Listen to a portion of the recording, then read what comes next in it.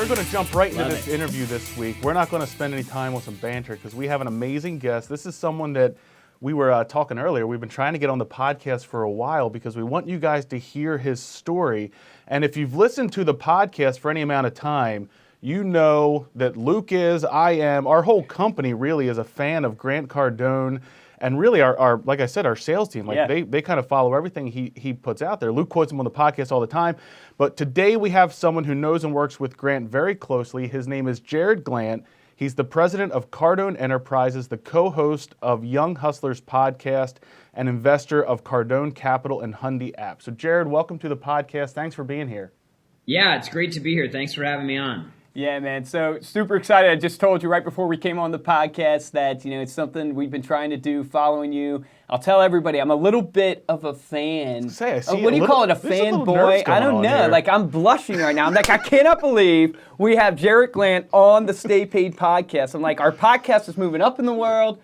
We need reviews now. Next step is, I know Jarrod's going to help me get Grant Cardone on the podcast. I might faint if that happens. I don't know. But Jarrod, man, really excited to have you on here. And I'm going to tell the audience this. You guys know, as you guys have been following my journey, we have about 100, a little over 100 callers on the phone. Yep. And I'm excited selfishly for this interview to just pick Jarrod's brain on, hey, what is the best sales tips of building a sales team? How do you find good salespeople? It's so hard a lot of times to find them, and then how do you actually train them up? How do you keep them motivated? And then most importantly, how do you make sure you're producing revenue? Because the business doesn't keep running if you're not producing revenue. So excited for that. I guess, I'll turn it over to you, Josh, to ask the first question, and then we'll get right into it. No, I mean, Jarrod, for those who don't know, kind of introduce, you have an amazing backstory for anyone who doesn't know kind of where you started. I think you've been with Grant for about 10 years now, getting your foot in the door to get an opportunity to work with him. So tell us a little bit about that, kind of where you started, your story, and then you can kind of lead us up to today and we can kind of go from there. Yeah, so thanks for that. So I grew up in San Diego, and my dad had always run motorcycle dealerships. So it's retail. I started kind of hanging out with him in his business and when I was, 15, 16 years old. And that's a very transactional sale. It's, typically it's more of a high dollar sale. So you're, $5,000 to $25,000 transactions, but the velocity of sales, the volume of sales is fast. The sales cycles are quick and the volume of sales is high. So kind of being around that environment, you get exposed to sales quickly, and you understand kind of how the process works. And so I always tell anybody, like, selling motorcycles, selling cars, anything like that's very transactional is a great place to kind of cut your teeth, because you get a lot of interactions with customers. You're face to face. You get to see people. And so I worked for my dad for a few years, and then I started selling advertising for Auto Trader back when they had the paper magazines. I don't know if you guys remember that. Yeah. But that was like the big thing in San Diego, was everybody was like hungry for their Auto Trader. So I was 21 years old at the time and ended up taking a tiny little territory in San Diego and blowing it up, and was like the number 2 rep in the country, the youngest rep in the country, and spent money like I was 21 years old making $200,000 a year. Wait, how does a 21-year-old spend $200,000 a year? No, I don't know. Keep it PG. We do have a PG. As fast as possible. Yeah, as fast as possible. As fast as possible. So it was, I was buying everything I possibly could. Mostly, partying. So I was out partying all the time, popping bottles and, ended up, doing drugs and kind of getting into that whole thing, and then quit the job. Money turns off, immediately, like, go to like the basement, low of lows. Had all this potential, and everybody's like, man, Jarrod, it's so amazing that you're doing so well. You're so young. You've got a bright future. And then I remember, like, one decision after another. Next thing I know, like, I'm living at my buddy's house for free because I can't afford to pay rent. And I'm smoking weed every day, and I just became like a total loser. And I was like, man, how did this happen? You get depressed. You start questioning everything, because you're like, how did I end up here? So I ended up moving to Austin to go work for my dad, because he had gotten a job out of state. was there for 2 years, just kind of getting everything together, and then moved back to San Diego because I just had to get away from my parents because I felt like I was past the kind of the dark phase, and I just needed to do my own thing because I didn't want my success to constantly go back to, my dad. Like, hey, you're relying on your parents. So I forced myself off. And I ended up in a job that I hated. My dad knew it. He sent me a link to Grant Cardone. He said, hey, I just bought this one of these programs for my sales team. Yeah. This is the type of thing you should be into. You'd be great at it. Check him out. So he sent me a YouTube link. The Grant had maybe, 25 videos or something like that on his YouTube channel at the time. We just got our 1 million subscriber plaque on YouTube in the mail saw today, that on your story, man. Yeah, it's unbelievable. But yeah, so I devoured every piece of content that I could find on him online, and started calling the office every day for about a month and a half until they finally interviewed me. Then they hired me, started answering phones, started grinding, and kept looking for more opportunities, solving problems. I mean, there were only 4 employees when I started. The office was in the pool house of his house. I started. So it's a little better than a garage. He lived. I mean, it was like a $15 million house in Beverly Hills, up in the Hollywood Hills. And it was like the pool house was bigger than any house I'd ever lived in. But we hadn't even had an office yet, so that's. I thought that was always a funny story. How many employees do you guys have now? 178. 178. Wow, that's awesome. Yeah.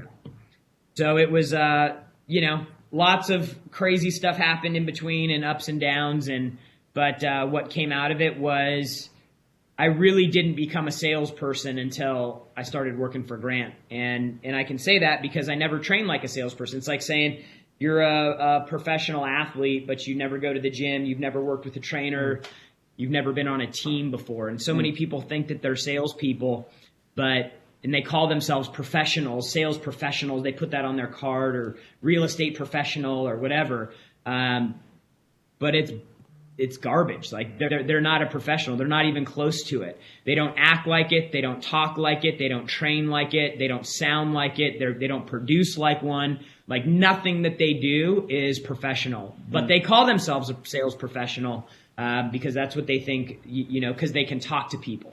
But that was the big first realization I had, was the power of really understanding the process and the training that goes into it, and using that to ultimately get you to the level of production and the results that you hope for, And so now it's just, as you're building the team out, as we built our team out, it's just been a matter of transfer and duplication and management of people, and scaling the business, and evolving the product offer and inventory and partnerships. I mean, it just starts taking on so many dimensions when it takes off. But most people never get out of first year because they think they're a pro, and that's really nothing more than a joke.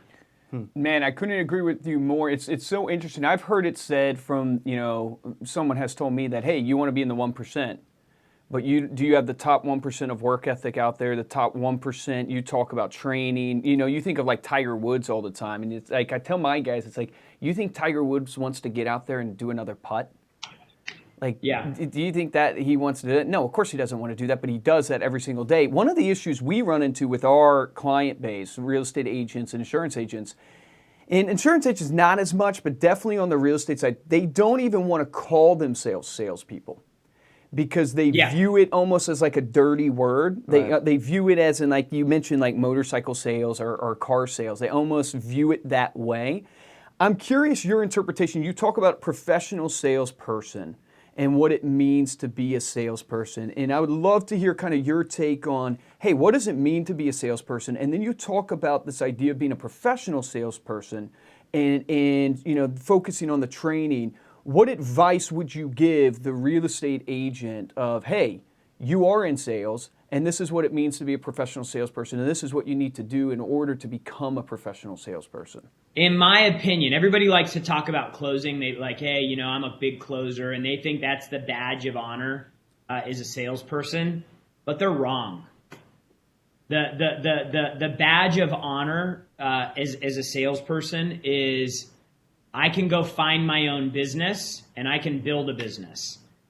Like mastering, like you said, you got 100 people on the phone, like mastering the art of creation of opportunity is what sales truly is. The customer's got so much information today.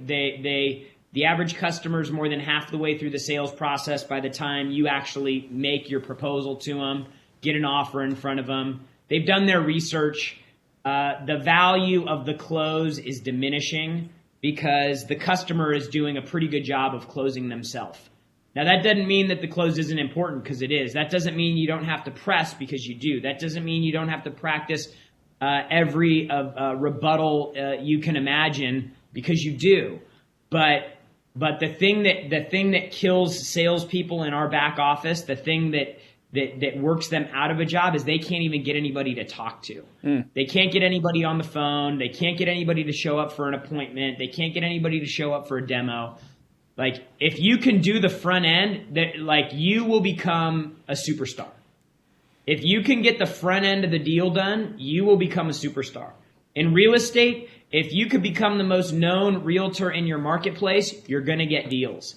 Even if you're not a great closer, because you're going to have more people in the ecosystem. You know, like, that's why Grant says, like, dude, this marketing thing is no joke. Marketing and branding is the fuel for the process. Like you can have a shitty sales process, but if you market and brand and promote and can create enough attention and awareness to drag into a shitty sales process, you're still going to grow your company. Some of the biggest companies in the world have terrible sales processes, and they're worth billions of dollars. That's so true. I was on the phone with Citibank. But that's not a cop out. Like, if you're a salesperson, that's not a cop out to say, well, I don't have to be great. No, you have to be great if you want to be great. But from an organization perspective, like when I think about my team and the 25, 26 salespeople we have in the training business and the 15, 18 people we have in the advertising business, I'm like, man, those people are all reaching out into the marketplace, and they're bringing people into our, like, they're reeling the fish up next to the boat.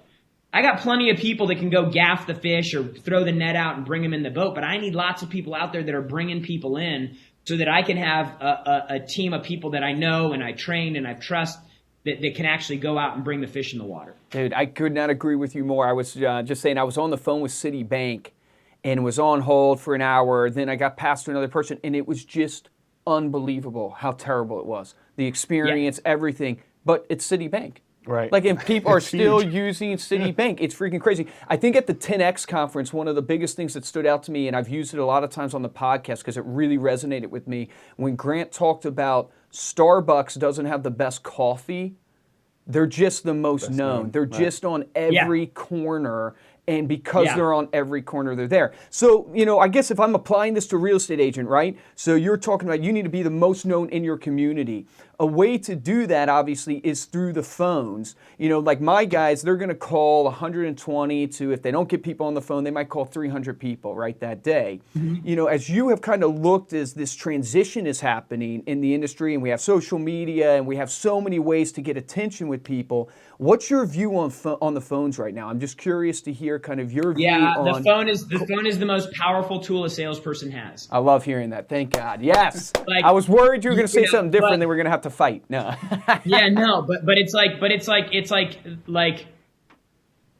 It's like saying that you have a toolbox, and like the screwdriver is probably the thing you use more than anything, but that doesn't mean sometimes you don't need a hammer, and sometimes you don't need pliers, and sometimes so it's like, dude, the phone is the lifeblood, but that doesn't mean you don't need email, and that doesn't mean you don't need to leverage text, and that doesn't mean you don't leverage video, and that doesn't mean you don't use social. I mean, you use all of these things.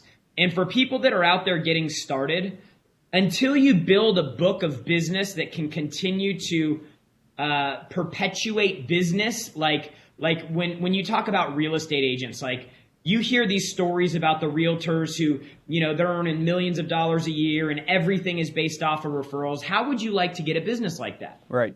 Everybody would. Like, everybody's like, that is, when they become a realtor, they get sold on this idea that I'm only going to work on the weekends and I'm going to have a lot of off time. Man.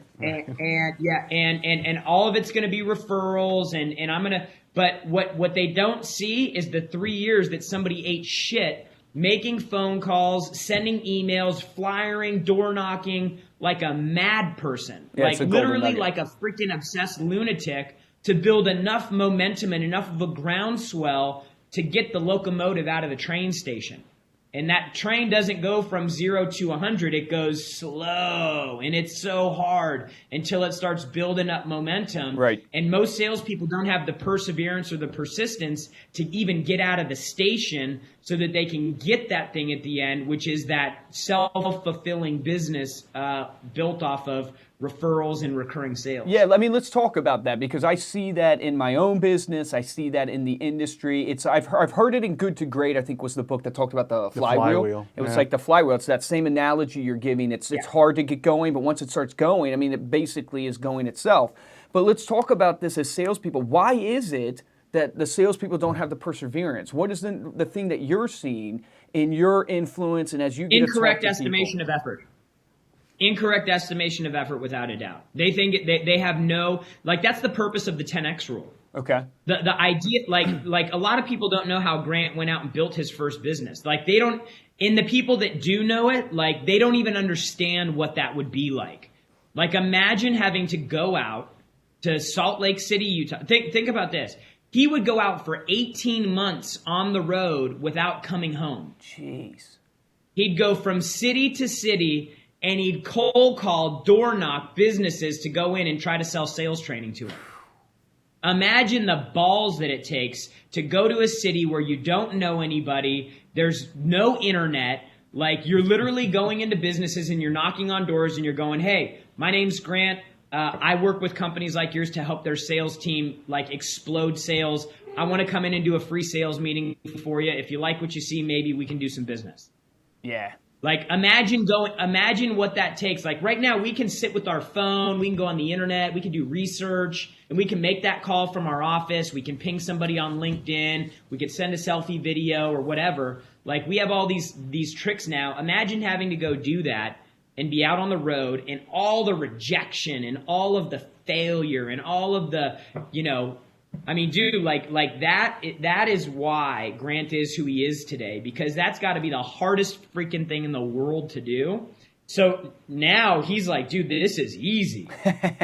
Like, this is easy compared to what I had to do. How do you get that in your life? How have you gotten that perseverance? Like, how have you, like, practically, I want to be able to walk through that fire. And when I try to practically apply that in my life, what have you seen has worked for you in that area? Yeah, you have to change. Number one, you have to have goals that are big enough that you're willing to make big sacrifices to reach. Totally agree. And so, one of the things that turns people off a lot about Grant or us or what we talk about is, like, the math that we're laying out, the plan that we're laying out is for people who want to do something big. Like, everybody says they want to do something big until they have to write the check. Everybody says they want to do something big until they have to put in the work. So it's like, you can say, hey man, I want to make $1 million a year. And I'm like, well, do you? Because let me tell you what it took me to get it to $1 million a year. I had to do this. Yeah, it's so I had powerful. to stop hanging out with this. I had to stop going there. I had to sleep on an air mattress. I was making $180,000 a year, sleeping on a freaking air mattress still, because I was banking all my money and investing it in real estate. Like you have to, like, and back to my point about the outflow in those calls, like, you have to go basically off the rails crazy for 3 years while you're getting great at what you do. You've got to go like 6 days a week, all in, because that's what it took me. And maybe other people are smarter. I hope to God they could get there quicker. But I was working from 6 a.m. in the morning because I was on the West Coast calling East Coast. So they all opened at 9. So I was in at 6 a.m. in the morning, and I stayed until 7:30, 8 o'clock at night. until I was not getting through anymore on the West Coast. And then I'd come in and I'd work from 7 to 1 on Saturdays. And I did that. I worked 6 days like that for the first 2 years that I worked for Grant. And then the third year, I hired somebody to help me, so I didn't have to do the Saturday work. But and it was constant, like phone calls, text messages. Like I was a madman. Yeah, you were nonstop. And yeah, but that built my book of business up, and that got me out of the station, and it got me enough to where I could get referrals, and if I needed deals, I could call people, and I could just pull deals out of nowhere.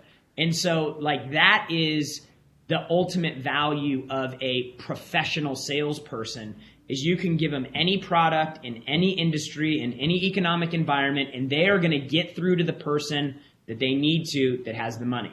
Yeah. Before you need to be a great closer, you need to be great at creating an opportunity. Because there are some people that are great at closing that have such a big freaking ego, they can't even make a cold call and get shut down. It's really, you guys, as I've watched you guys over the years, it's that whatever it takes type mentality. I'm curious, like when you go to hire salespeople, I don't know if you're still involved in the hiring process there or not, but when you go to hire salespeople, like how are you finding, and how do you try to vet out in your interview people who have that whatever it takes mentality, that have that grind? What are some of the questions or things that you're asking? I think of my brother got into real estate, and he's had some struggles trying to hire the right people. I've obviously had those same type of struggles. It's like you're trying to find the right people, you're trying to ask the right questions. What are some of the things you're doing that you have found has worked for you? The biggest mistake people make with hiring is, number one, they don't hire people, and number two, they look for the perfect hire. You got to be willing to like go through people to find the right people. And you have to look for people that are willing. You have to look for people that are hungry. You have to look for people that are capable, like they actually have the ability. Like you don't need to know everything, but you're coachable, you're willing. We do personality assessments, so we have a pretty good idea of the type of personality that works well and the type that doesn't. What's their general business intelligence? Like those are all things that factor into us. Most of the salespeople that we get are salespeople that made between 70 and 100 grand where they worked, and they're like, I want to make more money. I gotta make more money. And so we give them an opportunity to make 500 or 600 or more. So, we're looking for people that already know how to make a call, that they've already gone through all the insecurities and all that. Cause I mean, really as a salesperson, you don't have to do a whole lot to make 7 or 8 grand a month. I mean, the bar's pretty low. I love that, man. It really is so much of the consistency, the work ethic, and the belief in the ability to keep going. We use, personality tests here as well as we're trying to vet out our people. What I'll share is that I found in my same experience, man, that you said, you got to kiss a bunch of frogs. Like as Steve and I and Josh and I have talked about this over the years, it's just like, we can't seem to get it. There's no perfect person out there. You just got to almost kiss a bunch of frogs that go, see which one turns. And see which one turns. And the reality of it is as you go through that process, you end up, getting there faster if you're willing to just move on it. And Gary Vee, I watched one time, he was talking about, it's just when you just got to move. It's like if they're not going to work out, you just got to move and go on to the next person instead of dragging it on. He said, when you hire, you're guessing. When you're firing, That's it. That's exactly what it is, man. That was a great thing. I don't agree with everything he says, but on that, I was like, yeah, man. Hey, that's true. Same thing, man. I heard that video. I was like, yep, that's what it is. I think that's also one of the things we talk about, like at the 10X Growth Conference, we talk about scaling and building teams. We're doing Vegas again this year. I didn't know if you knew that. We're going back to Vegas. I love Vegas. I love Vegas more than the other one, man. So I'm sure you guys heard that before, but I thought you guys crushed it in Vegas.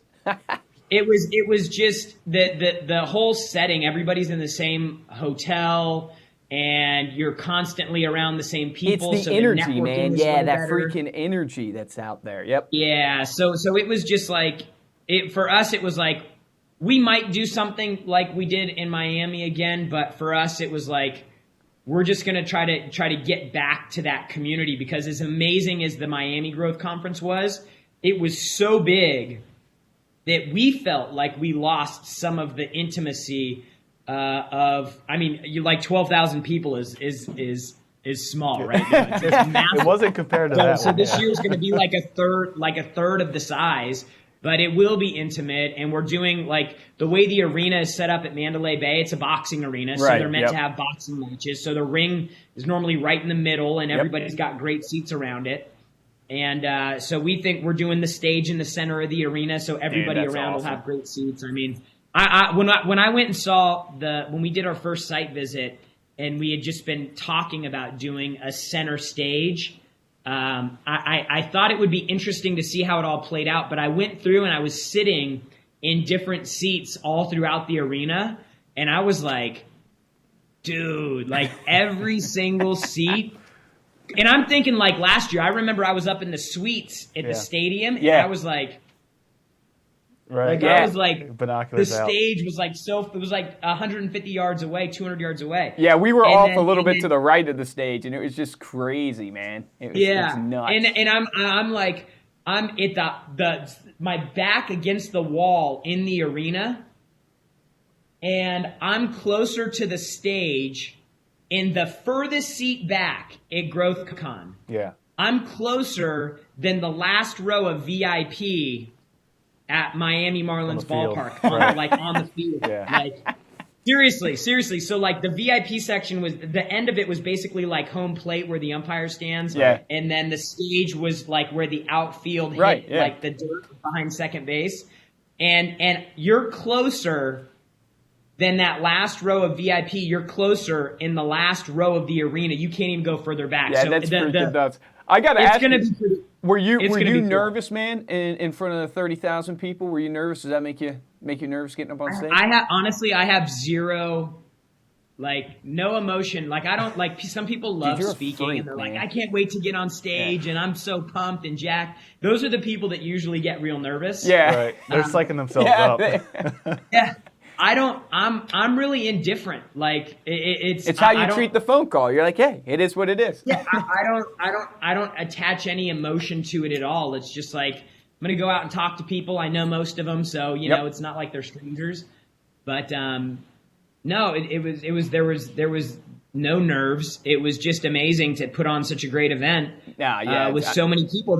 The most encouraging thing is, like, you go out there and you're looking at all these thousands of people. And this is, so like for your real estate agents that are listening, like, you constantly have to be getting around people that want to do better, because getting to where you want to go is so freaking hard that you have to have support, and you have to have community, and you have to have content and strategies and tactics. Like, you have to constantly be feeding yourself with this stuff, because getting through those first 2 or 3 years is so freaking hard. That's why most people quit, is because when it gets hard, they go home and their uncle or their neighbor is like, dude, why are you killing yourself, man? You're just making that other guy money or that other gal money. Like you're all, the guy that owns the company, you're here breaking your back. I'm like, dude, like it's hard to stay on the boat when people are talking like that. Like, you're like, you know, the music sounds nice, but I'm out of here. Like, it's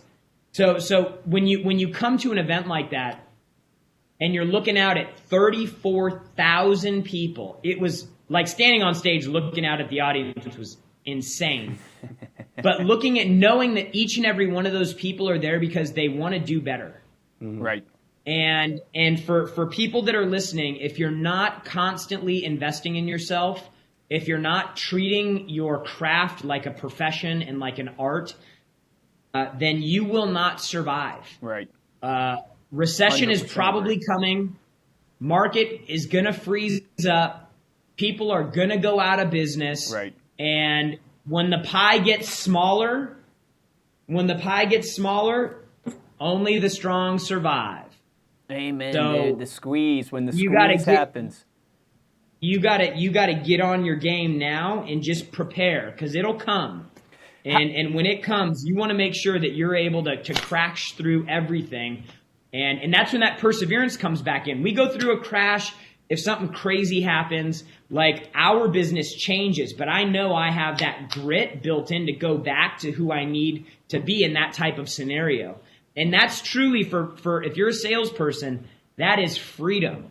Like if you can create, back to what I said earlier about creation of opportunities, if you can create, that's freedom. You can write your check.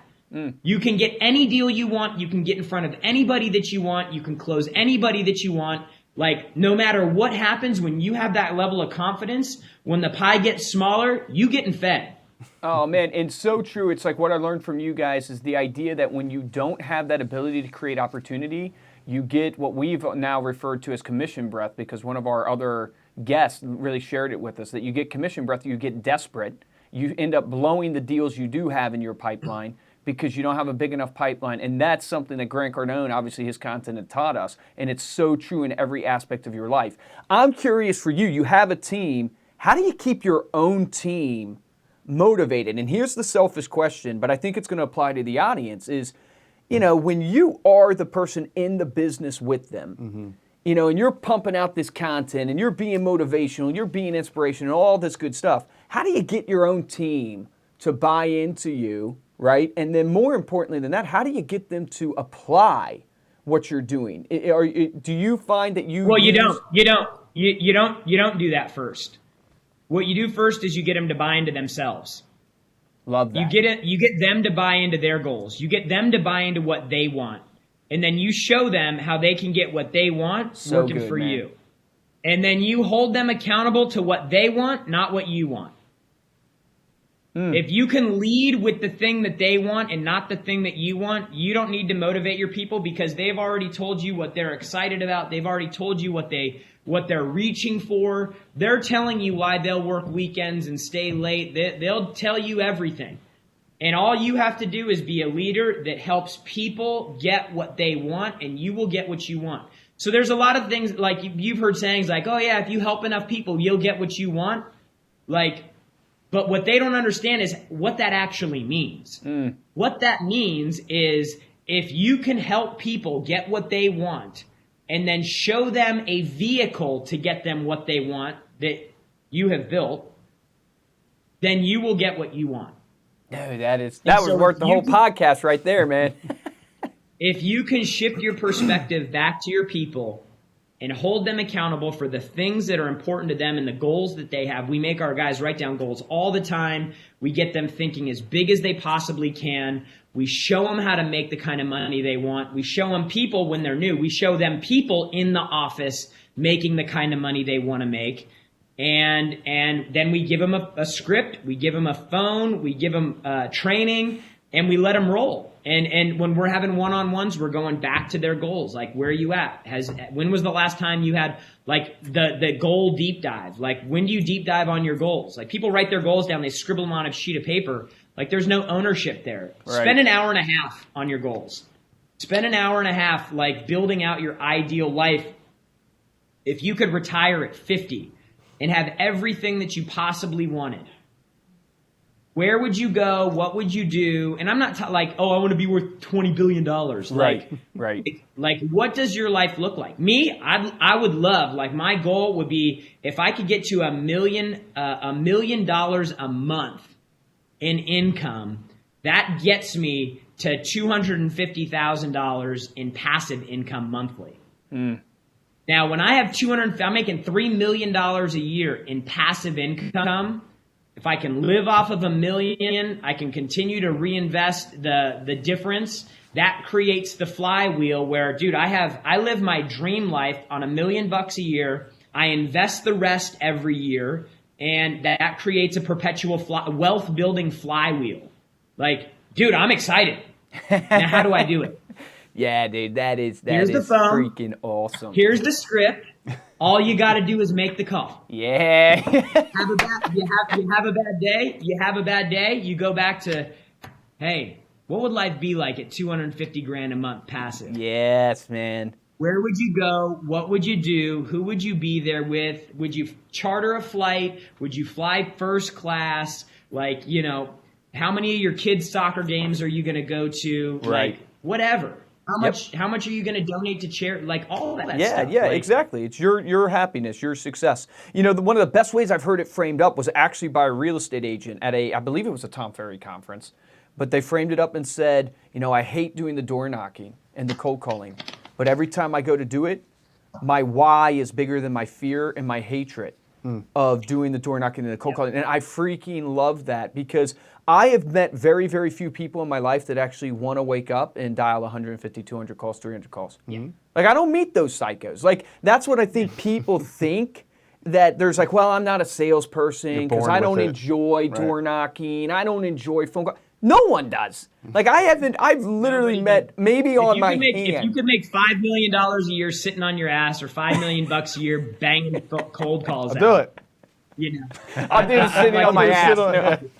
I'd like to do something different with my time. Nah, dude, that is what it is. But again, it's like you said. It's like when the goal gets big enough and it gets real enough. That's why you have to spend the time on the deep dive. Like, it's a great exercise that. For people, if you know, it's not like a vision board, but like, dude, like I mapped out how much my ideal life would cost, and you're reverse engineering. Like I looked at homes, yeah, and I looked at cars, and I had this car written down, and I wasn't even thinking about it, and I started this a year ago, actually, New Year's. I just redone my whole goal sheet, didn't even think about it. And like literally just now on this podcast, while I was thinking through the list that I had written down, I realized I'm driving the car that I was writing down. Jeez. Like it's all starting to come together for me because I get just so focused on what's the goal? Is it big enough? Oh yeah. I'm willing to go in and work with G and pound and crash and grind and do all this stuff. And I've been, this weekend, I'm working again this weekend, 3 weeks straight. I haven't had a day off yet. Like, work in the office. Like, this isn't like, and I want to point out, I'm in the office at 8 o'clock. And you're the president. Meaning, like, that's what people got to understand. That's what people got to understand. They don't see that. So I love that, man. It's so awesome. Yeah, and for everybody out there that doesn't think that you can get rich working for somebody else, yeah, you got. If you're listening to this, you got to watch the video on YouTube, guys. He's pointing to himself right now. Dude, you can make as much money you want if you're in the right opportunity.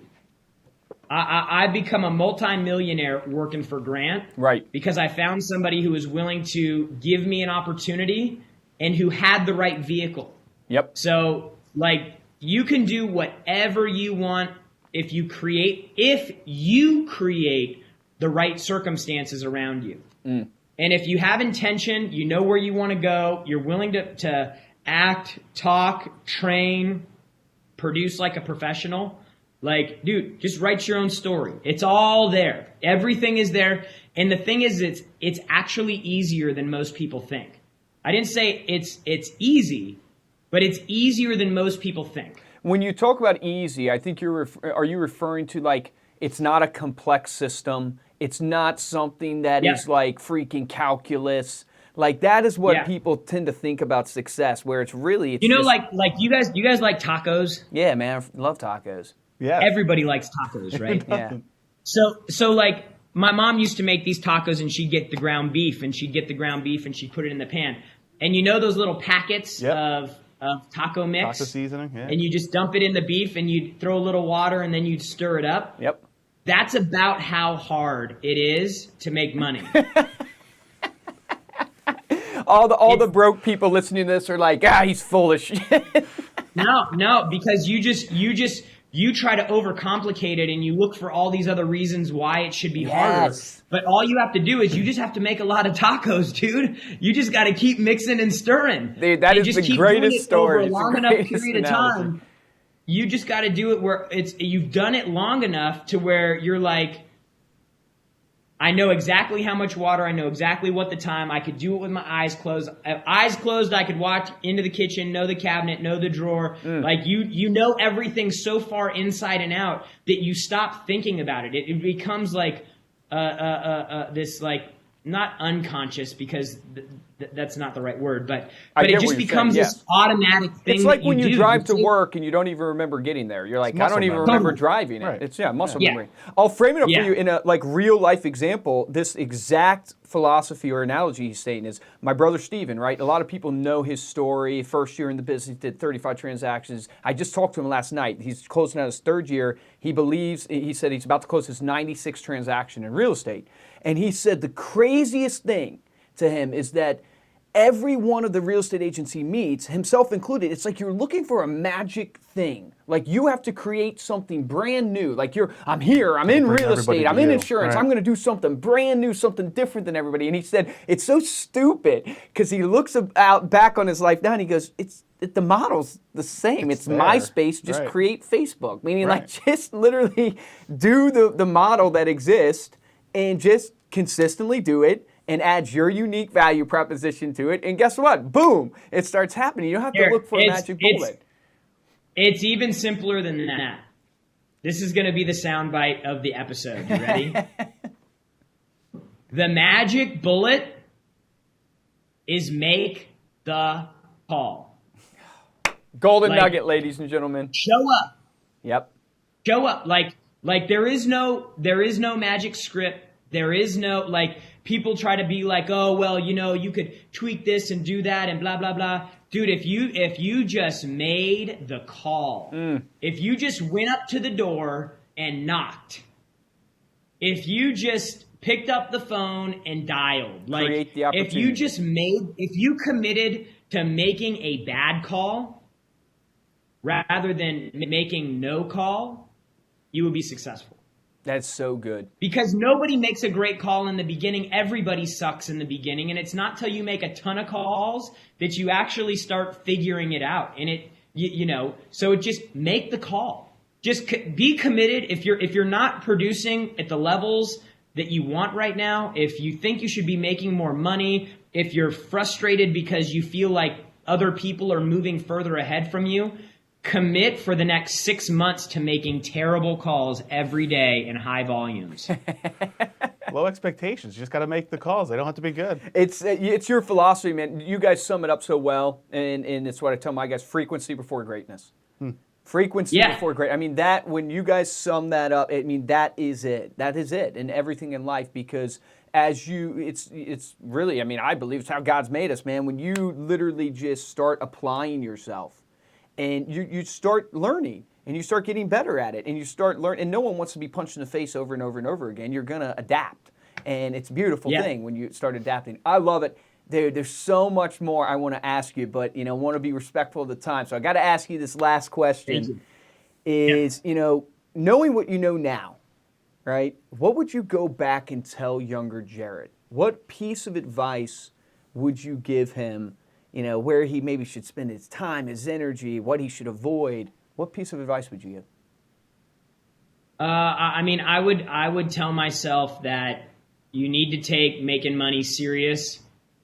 If I would have known at 18 what I knew at 26, when I came to work for Grant at 26, I was broke. I was in debt. I was a millionaire 4 years later. The only thing that changed was the right information. So, I would go back and say, you need to get serious about personal development. You need to become a master at the cold call. You just need to, figure out a job where you can go and you can make high volumes of cold calls and get cranked on and get your teeth kicked in and figure out how to use the phone. Because if I would have done that for 2 years at 20, I would have had a sales job where I actually could have made some real money. And I wouldn't have been even the advertising job I had. It was I was taking orders. I was working a territory. It was just how many customers can you see? That's how much money you can make. And so it wasn't about a skill. It was just about how much can you work. Right. And if I could go back, I would be learn to make the cold call, learn to control your income with your actions, and the amount of confidence and the amount of choices and options that will give you when you're 25, when you're 27, when you're 30 will be exponentially larger than if you don't do that. I mean, it's just this thing right here represents control, and it represents access to your goals and your dreams and everything that you want if you can get great at it. Yep. Dude, that's awesome. It's so good. Thank you. Great advice. Thanks so much for being here, Jarrod. We really appreciate you coming on, sharing your story, sharing all of your knowledge with our audience. Before we close out, how can people follow you? Where can they connect with you and find you? Well, the place that they should connect with me is at the 10X Growth Conference in Vegas this year. It's a 3-day event. Tickets? We do it. Yeah, it's for business owners, it's for entrepreneurs, it's for people that are employed and they want to make more money or they want to do better, or maybe they want to start their own thing. For people that are lost and they're trying to like figure out like, how do I get out of stuck and how do I get moving? It's the highest caliber business conference on the planet, because we talk about real business and real strategies and real tactics that are being used in the marketplace today to make money, for people to make money and to take more control of their financial, their finances. I mean, I've been to them all. Like I guess you could say I'm biased, but my job is to know what events are out there, who's putting them on, what do they cover, and I know without a doubt that we have the most comprehensive, the deepest, the best strategically like focused conference on the planet. And so people that are interested in making money or growing their business need to come to this event. It's 3 days in Las Vegas. We have some crazy things planned. Like we'll spend $1 million on speakers and talent. Nobody does that. Jeez. The parties are great. The networking is great. You make lifelong connections at this thing. Yeah. So I would just with every ounce of my being, this event will change your game. It'll change your mindset. It'll change what you think you're capable of. Come to this event, because this could be the thing that you've been waiting for to get you to that next level that you've been hoping to get to. It really is a great event. We went to the one last year in Miami. You went to the one even before that. Yeah, you've been to went two the last so far. 2 years. Yeah. If you're listening to this, awesome. even following the journey of you guys putting on the event, because you guys are so transparent and open about, like you said, what you're spending on speakers, what you're spending on the event, what you're spending on tickets, all this stuff, and it's a business class. Watching the journey of it. Every facet. You learn what the actual teacher, like the John Maxwell, is teaching you. At the same time, you learn how John Maxwell is pitching you his program. I mean, it's an amazing experience to learn. It is definitely what you dynamic. Make of it. It's incredible. We'll put links up in the show notes for that, where you can purchase tickets and then where you can follow Jarrod as well. And like I said, to dive deeper into this episode, you can get all the resources and links if you go to staypaidpodcast.com. While there, you can also find the videos for all of our episodes, including this one. And if you're interested in supporting the show, there's 2 ways we ask you to do that. First way is to rate us 5 stars on iTunes, leave a comment. Yes, do it. Second Show way, up. Do it. Do it. It can be a crappy comment. Well, yeah, it can be crappy. Yeah. We take any type of comments. They don't just have to be good, because it gets people seeing it. That's it. And then the best way, of course, tell a friend. Share the podcast with someone else today. They'll appreciate it. You'll look smart. Everyone, we'll be happy. And if you'd like to get hold of me or Luke, you can email us at podcast@remindermedia.com or find us on Instagram. We are at Stay Paid Podcast. For this episode of Stay Paid, I'm Joshua Stike. Guys, and I'm Luke Acree. You know I close every episode with an action item because I want you to take action on it. It truly is the difference maker in all of life, is those who take action and those who don't. And the people who take action that win. It's hard for me because those who make the tacos and those who just go to Taco Bell. That should be the action item right there. Get in the kitchen. Make the tacos. Make the tacos. Here's the thing. There's so many great golden nuggets here. The 2 things I will tell you, because I want to choose 2 action items for you. The golden nugget of this whole podcast, it's what he said. It's show up. Make the phone call. There is something right now that you're thinking, that you're convicted of, in your room listening to this, in your car if you're driving, that you're not doing, that you need to do.